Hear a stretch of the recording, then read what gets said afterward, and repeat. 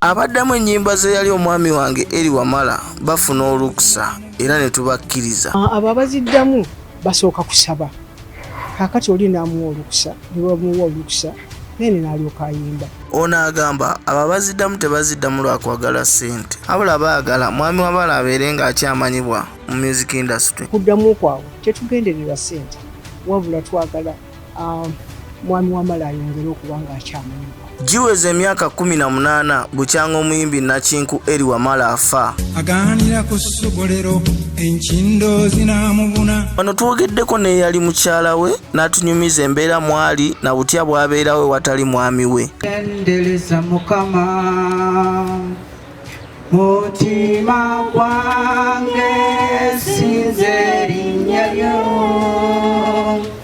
yatukufa tekwa muyinza ne muta. Emyaka 18 kasookeddenga Elly agenda mugulu. Ate saagala kumujjukirako ng'omuyimbi wabula ng'omwami wange.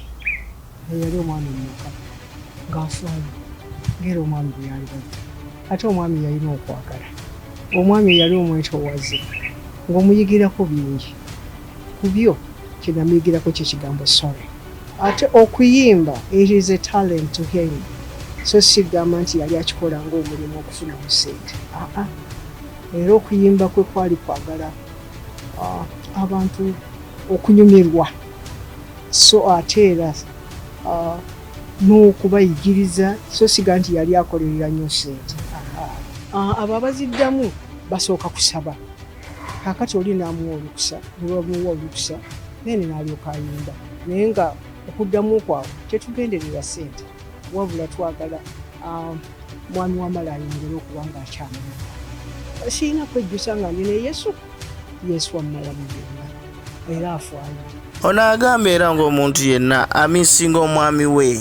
Lwakuba nti of course muno bw'atabeerawo era oga nti mumisinga. I miss him naturally, naye ng'okwejjusa kubanga bwe twali tulagaana nga tufumbirizana omwawulo yatugamba nti okufa ekutwalika. Ono ayongedde n'alawula abakuba abakyala mbwe zo ziba mpisa mbi. Lwaki muba mukuba omukyala? Omukyala takubwa. Banna okuba omukazi kiriruddewo ekyo. Nedda ekyo tekirabanga nako nga tewali kwagala. Mubaaba nedda. No, not at all. Obutali bugunjufu si bagunjufu. Mpisa mbi. Omuntu takubwa, omukazi takubwa. Oli kisolo. Olaba n'ekisolo ky'okukikuba. Butamanya ate n'ekirala tebalina Katonda mu bulamu bwabwe. Ono yeeyongedde n'atunnyonnyola n'atugamba nti abakyala be bakuba babeera tebabaasizza kuva waabwe. Abasinga sirowooza nti baali babafunye okuva ewaabwe, baali babawasiza empeta kubanga omanya nti mukyala. Naye nkwatiraako kawundo kakubyegiriza yaba mukyala aba muganzi. Tolina kuba mukyala ne wabanga si wampeta. Toteekwa kuba muntu yenna ne wabanga si wampeta.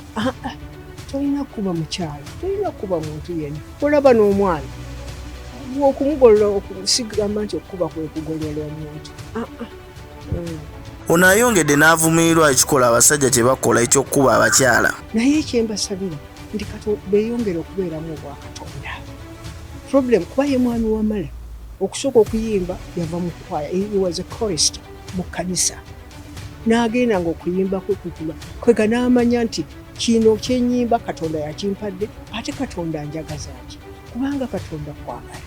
Okiwulira n'abeera n'okwagala abeera mu Katonda. Byetwalya ebyasigalira byaba musaayi muto aganira ku ssogolero enkindo zinamubuna. Weeyongere okusubscribinga, okulayikinga n'okusharinga videos zaffe wano ku Lutambula mu Uganda. Weebale nnyo, weebalire ddala. Mwana gwe nga twakyakala gwekikwangala mu mulembe gwaffe ge twabeerako bamusaayi muto.